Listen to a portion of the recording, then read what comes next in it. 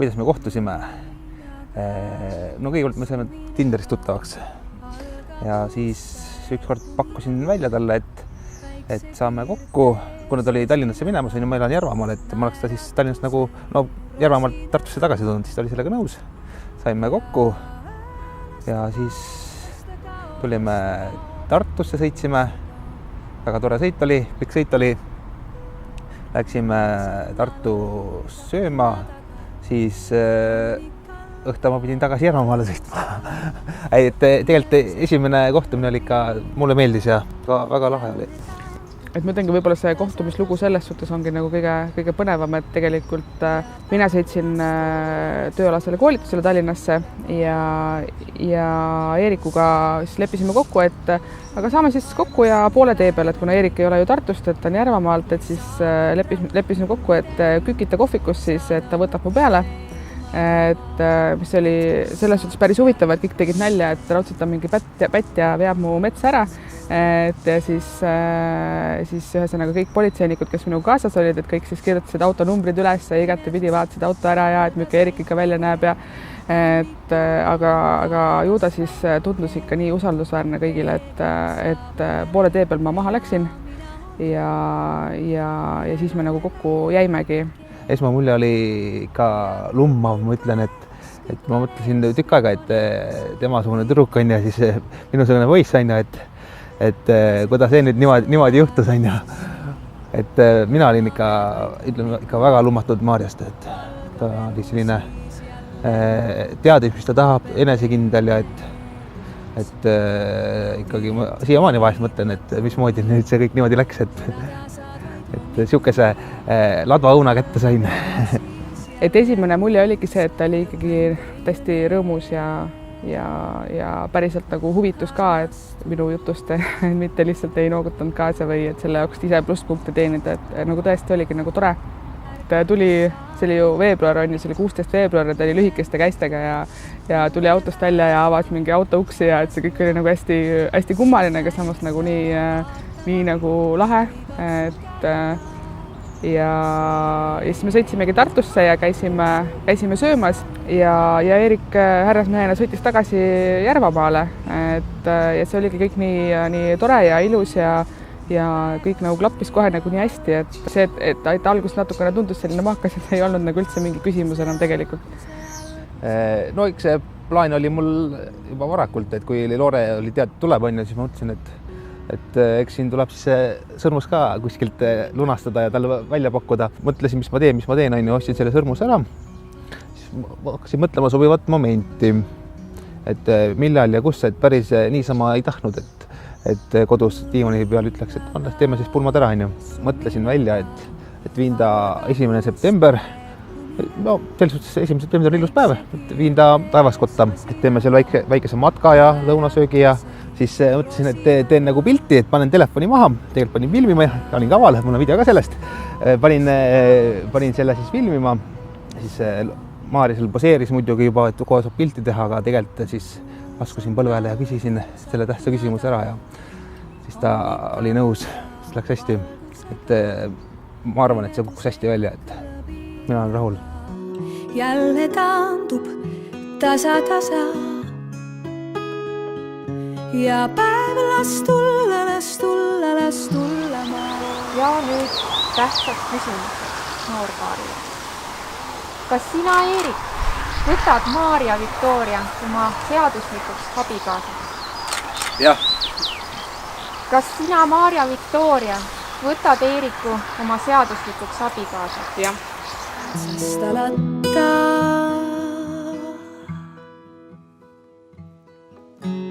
Pimeduses algas äike, hommikul on taevas päike, peegel saabue läike ja mina olen jälle väike ja kõik on ees, kõik alles algab. Ütleme nii, et meil Eerikuga läks üldse kõik hästi kiiresti ja kohe, no me olime 6 aega tuttavad olnud ja siis me juba võtsime üürikorteri ja kui me olime vist 5 kuud koos olnud, siis me juba ostsime ühise kodu ja tegelikult oli kohe algusest peale teada, et me ka kunagi abiellume. et aga kuna meie mõlema nagu soov oli tegelikult enne ju nagu laps saada, et siis see oligi nagu kõik hästi loogiline, et saame selle lapse ja siis abiellume ja et see ei olnud nagu selline super suur nagu Ameerika üllatus, et oi, et me nüüd nagu kihlume ja et issand, nüüd tulevad pulmad, et isegi kui see oli nagu teada, siis ta suutis selle ikkagi teha nagu sellise natuke traditsioonilise ja hästi nagu romantilise.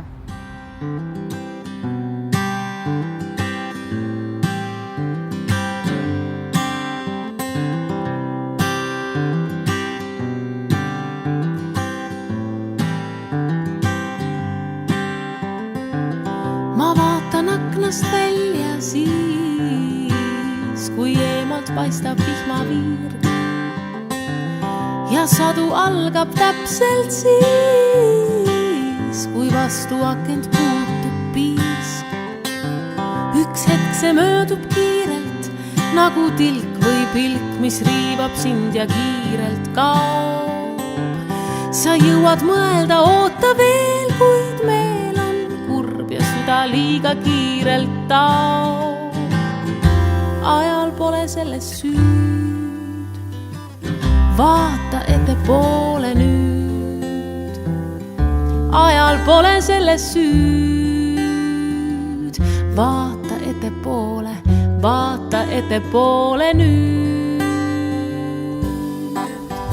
No Erik kõige erilisem võib-olla sellepärast ongi, et temaga koos ma tahangi kõiki asju teha, et on nii palju asju, mida ma kunagi varem ei ole nagu võib-olla viitsinud või tahtnud teha, et näiteks ma ei tea, matkamas käia või telkimas käia, või autoga sõitminegi kusagile, et see on alati nagu selline tüütu kohustus, aga Eerikuga koos on alati nagu tore, et isegi lähme autoga sõitma, siis see on ka juba siuke tore, nii vahva, et lähme ja pakime oma kohvi kokku ja võtame võileivad ja et kõik tegevused on nagu toredad, et ma arvan, et see on see, mis kõik päevad nagu tegelikult nagu rõõmsana hoiab, et vahet ei ole, mis me teeme, et lähme kas või kõik koos poodi või lähme õhtul jalutama, et siis on ikka nagu nii tore ja alati millestki nagu rääkida ja et ma arvan, et see on nagu kõige toredam, et pluss muidugi see, et Erik on hästi rahulik, et aga ma olen natukene nagu rohkem äkiline, siis sõnastame seda nii, et aga Erik on hästi rahulik ja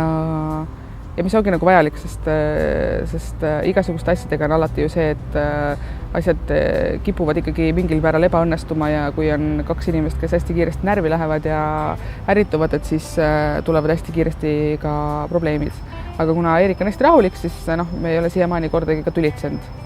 Lisaks on ta ka hästi hea inimene, et ma ei ole veel kunagi näinud, et ta oleks kellelegi midagi halvasti öelnud või halvasti mõelnud või ühega asja kohta, et ta pigem ei ole nagu selline tormakas kohe ütlema, et ta on siuke tasakaalukas ja kõikide inimestega ma arvan, et ta on hästi sõbralik ja ta on siiras, et ta ei ole selline Ameerika raamatumüüja sõbralik, et ta ongi päriselt siiras ja mis on veel muidugi hästi oluline, et ta on kindlasti nagu suurepärane isa, et maailmas on nii palju mehi, kes ei saa üldse aru, mida tähendab isaks olemine, et aga tema puhul on see kõik nagu hästi loomulik ja hästi vajalik, et selle jaoks, et see kõik nagu toimiks, et on ainult temast nagu vähe abi. Pluss ta on ilus ka.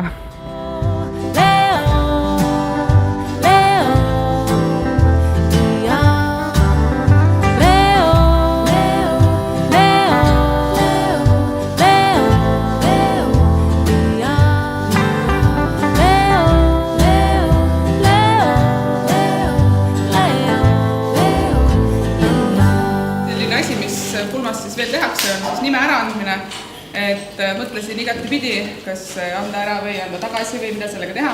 Ja siis tuli täiesti geniaalne mõte, et eriti arvestades siin igasugused asjaolusid. Ehk siis ma kengin selle nime oma vennale, kes saab selle nuia kinkida oma tulevasele naisele.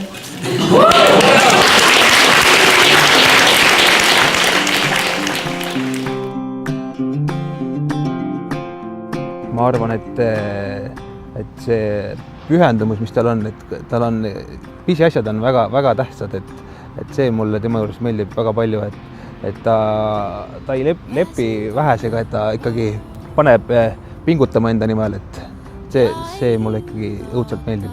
Maarjaga seoses on see hästi vahva, et kui ta vahest naerab, ta tegelikult südamest naerab, väga tihti ei naera, aga kui ta südamest ikka naerab, siis see on ikka nii armas, et sa jäädki teda kuulama ja vaatama ja see kohe nagu pakatab, vajab sind ka naerma ja see on ikka nii tore.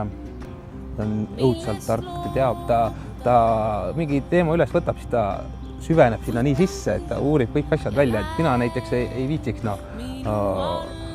põhjalikult uurida, tema ikka teeb nii suurt eeltööd, et vahest mõtlete, kas on nagu seda väärt, et see eeltöö, mis ta kõik teeb, kõikides asjades, mis talle ikka tähtsad on, ta teeb selle eeltöö ära, et mina ei ole viitsinud nii süveneda, aga siin ongi see koht, et siis ma peaksin rohkem nagu pingutama, et olla tal ka elu lihtsam, et see on ka üks tähtis roll, et ma saaks tema elu ikkagi võimalikult lihtsaks teha. Pangakaart on meesterahvas, kuulepulk on naisterahvas. Kellel on rohkem sõpru?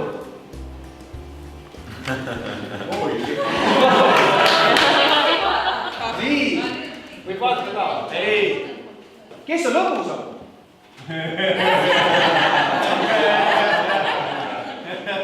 Nii, nüüd tuleb päris intrigeeriv küsimus. Kes laulab duši all ilusama häälega?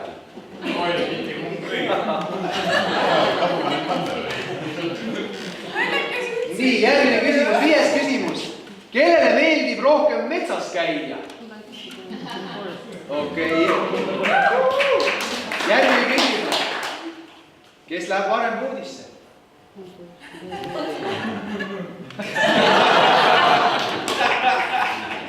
Nii, see on mõtlesin, et sellest tuleb kulminatsioon. Järgmine 7. küsimus. Kes tõuseb voodist varem üles? Nii, nüüd tuleb põnev küsimus. Kes räägib öösel unes?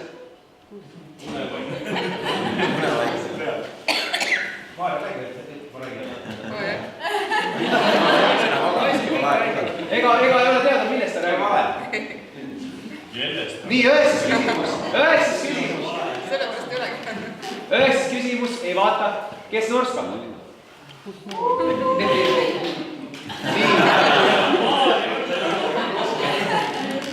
10. küsimus. Kes on kärsitum? Väga hea. 11. küsimus.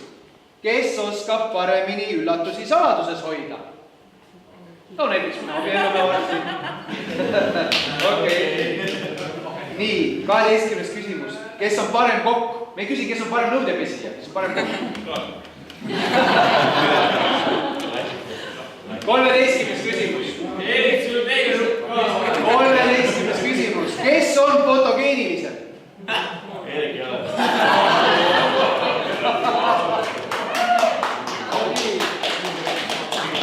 14. küsimus. Kes on moodsam? Okei. No nii, 15. küsimus. Me teame, kes peseb nõusid, kes viib prügi välja. Okei. 16. küsimus, väga selline tõsine küsimus. Kes on haigena hädisem? Ja nii kipub olema jah päris palju, et mehed kuidagi seda haigust elavad raskemalt üle. 17. küsimus. Kes veedab rohkem aega Facebookis? Ei vaata. 18. küsimus. Kes on parem suudleja? Ai. No nii, 19. küsimus.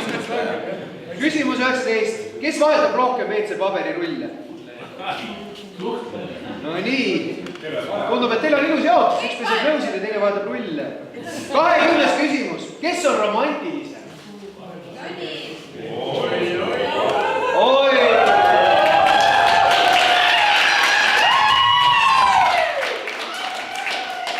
Nii, sõbrad.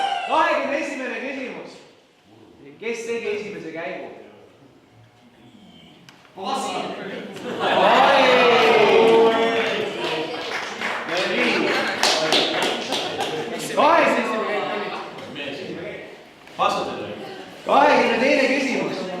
kes mainis esimesena abiellumist? No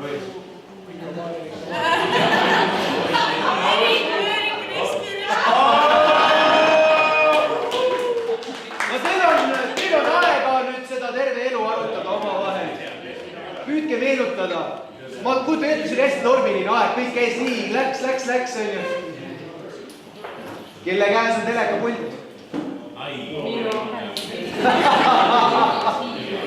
Okei. 24. küsimus. Kes räägib kogu aeg? Okei. 25. küsimus. Ameeriklastel on seda võetakse musta huumorina ja vastused on ka päris põnevad alati. Kellel on hullem perekond?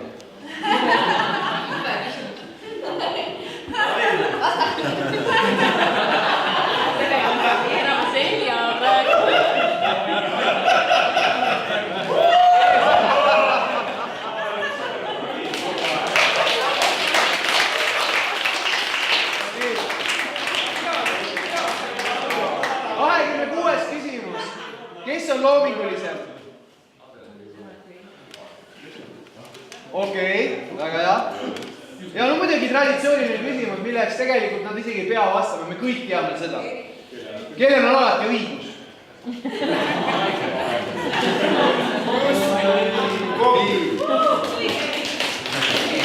Mõne küsimus. 28. küsimus. Kes magas täna öösel rohkem?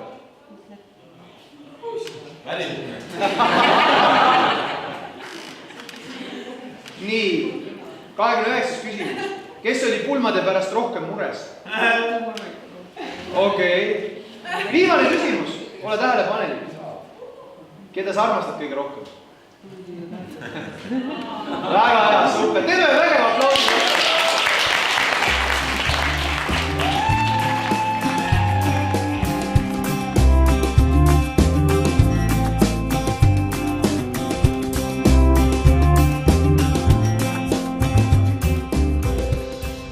Minu hinnangul see armastus ikkagi ongi nagu see pikem asi või nagu see tõelisem, see igapäevane asi, et see armastus koosnebki, ma arvan, paljudest asjadest, et kirest ja igasugustest muudest asjadest ka, aga armastus ongi see, mis peaks nagu püsima ja igapäevaselt ja mille nimel nagu mõlemad vaeva näevad, et armastus ei saa olla see, et naine üksinda näiteks hästi kõvasti püüab või mees üksinda siis käib näiteks Soomes tööl ja püüab hästi palju raha teenida ja siis sellega kuidagi pere koos hoida, et see ei ole nagu see, et see peab mingi asi olema, mida me koos nagu teeme ja et me mõlemad nagu pingutame selle nimel, et armastus ei ole nagu mingi asi, mis lihtsalt tekkis ja siis igavesti nüüd kuidagi säilib.